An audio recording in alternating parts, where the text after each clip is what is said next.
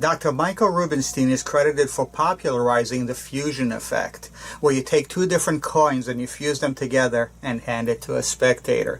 He published his routines, he put it on DVDs, he even marketed it briefly during his lectures. He's been doing this for around 40 years now, and we're proud to release his fusion coins. Let's take a look at his formal close-up performance already in progress. And I thought maybe it might be time for a change. Speaking of change, do you have any in your pocket? Yeah, I think so. Cool. Little coins, a variety here. You know, it's good that you got, I see quarters and nickels and pennies.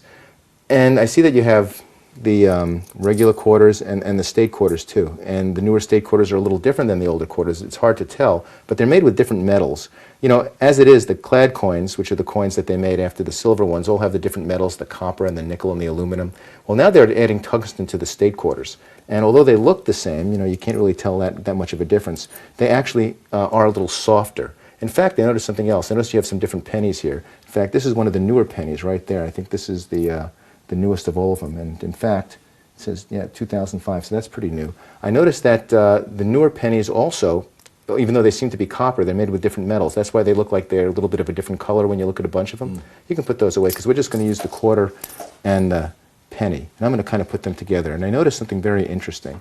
And that's if I squeeze them together, because they're so soft, I could actually fuse them one into the other just by pushing that penny right in there. In fact, take a look at that. You can see what I'm talking about. It's hard to get them out, but you know, I am a magician and I can try. Okay. I'll tell you what, hold your hand palm up, because I'm going to basically hold this over your hand and I'm going to give it a little shake.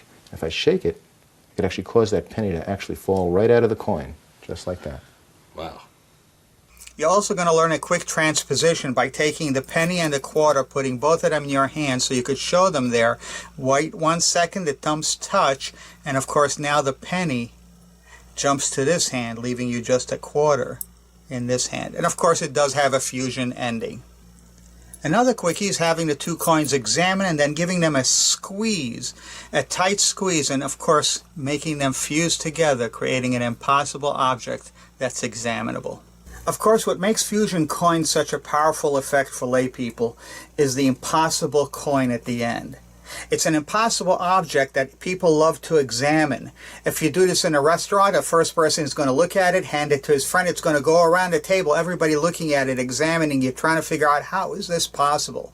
Tricks with impossible object endings are always the best.